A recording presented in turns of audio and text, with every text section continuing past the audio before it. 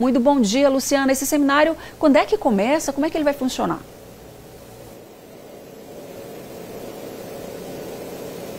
Bom dia, Aline, bom dia, Lucas, bom dia a todos que acompanham o Sergipe no Ar. O seminário acontece amanhã e também na outra sexta-feira, dia 12, e reúne aí mais de 550 pessoas justamente para discutir esse tema que é tão importante e tão atual na nossa sociedade. Estamos aqui ao lado do promotor de justiça, o Rogério Ferreira, ele que é diretor da Coordenadoria de Apoio às Vítimas do Ministério Público de Sergipe.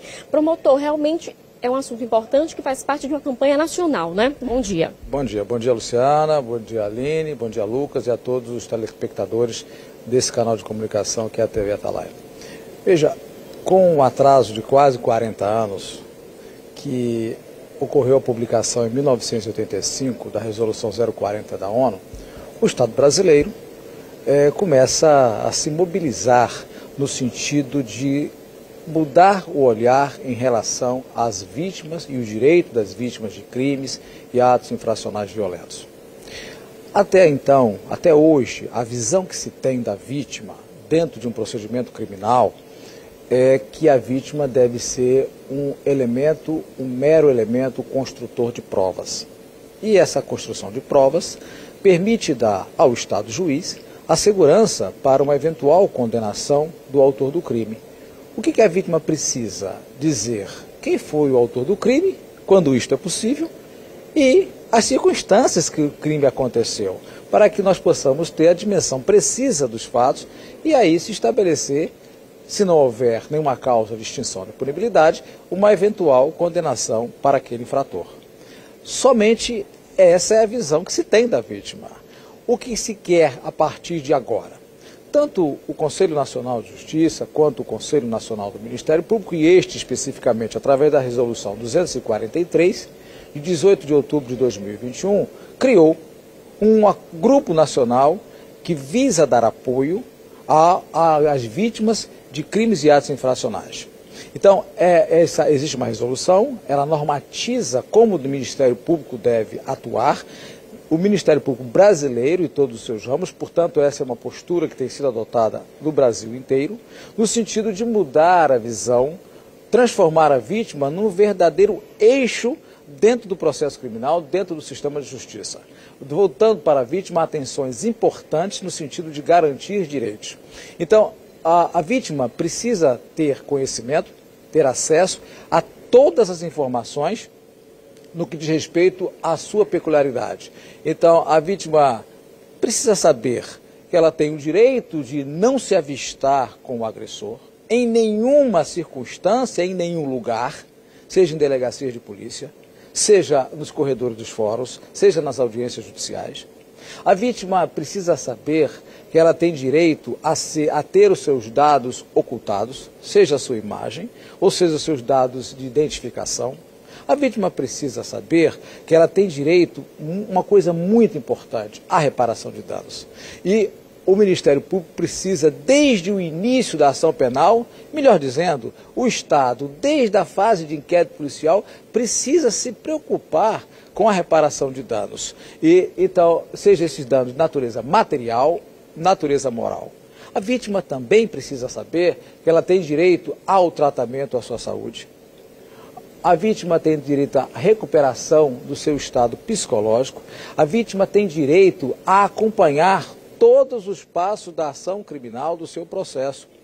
Se o acusado no processo criminal é preso, é solto, é decretada uma medida protetiva, é revogada uma medida protetiva, a denúncia é recebida, ele é sentenciado, a audiência é marcada, a vítima precisa ser informada de todos esses atos. E hoje, às vezes, nós observamos que a vítima fica em segundo plano e ela não é dado à vítima todo esse cabedal de conhecimentos para que ela tenha a segurança suficiente de participar de uma ação penal e ter a convicção de que o Estado vai lhe garantir os seus direitos. Nós queremos, melhor dizendo, e precisamos, através dessas intervenções, inicialmente capacitar o nosso público interno, membros e servidores para esse novo olhar que devemos ter em relação às vítimas. Mas não é só o nosso público interno, o público externo também, porque o público, primeiro, a sociedade precisa estar consciente, as pessoas que fazem parte da rede de apoio também precisam estar conscientes. Uma pessoa não pode procurar uma delegacia de polícia, uma vítima não pode procurar o sistema de saúde e ser mal recepcionada, ou não ser recepcionada nas suas demandas. Ela precisa ser bem recepcionada e precisa ser recebida por pessoal qualificado e que esteja apto a lhe ouvir. Porque se for uma criança, se for um idoso, se for uma mulher, nós temos aí, então, vários tipos de vítimas que precisam, de acordo com a sua demanda, receber tratamento específico. Eu gostaria de ressaltar também que o conceito de vítima, ele é muito mais amplo do que aquele que considera como vítima somente a pessoa que é alcançada pela ação direta do agressor, do crime. Por exemplo, uma vítima de homicídio, ou de tentativa de homicídio. Se a vítima morreu ou não morreu, ela não é somente a vítima. Se a vítima morreu, e a esposa? E o pai? E a mãe? E os filhos? E o filho que possui necessidades especiais? Quem vai cuidar? Todas essas pessoas devem ser tratadas como vítimas do crime. E por que são vítimas do crime? Vítimas não diretas, mas vítimas indiretas. Além dessas vítimas indiretas, veja que o conceito foi amplificado de tal forma que alcançam as vítimas de desastres ambientais, de catástrofes.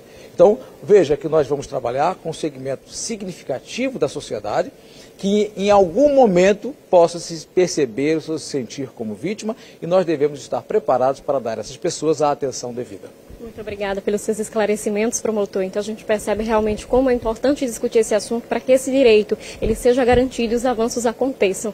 Volto com você, Aline. Com certeza, Luciano, um evento importantíssimo. Obrigada pela sua participação. Doutor Rogério também, aproveitando essa fala dele, Lucas, eu acredito que você já deve ter se deparado com uma situação como essa também. Eu já fiz reportagem aqui, minha gente, com uma família, porque ele fala, né, da vítima, pode ser também os familiares dessa vítima. Eu fiz uma reportagem onde a família de uma criança que tinha morrido, né, atropelada por um ônibus do transporte coletivo, a família estava em casa esperando, tinha sim um advogado e estava esperando o julgamento, o processo. A gente já tinha feito uma reportagem na época que houve o acidente. Então essa família ficou sabendo 2 anos depois que o caso já tinha sido julgado e encerrado. E a família estava esperando resposta. Então, veja, é a família, né, da criança que tinha morrido que não sabia, né, como andava esse processo. O processo, na verdade, eles descobriram e pediram ajuda da TV Atalaia na época, porque o processo já tinha sido julgado e arquivado. Que situação, hein, Lucas?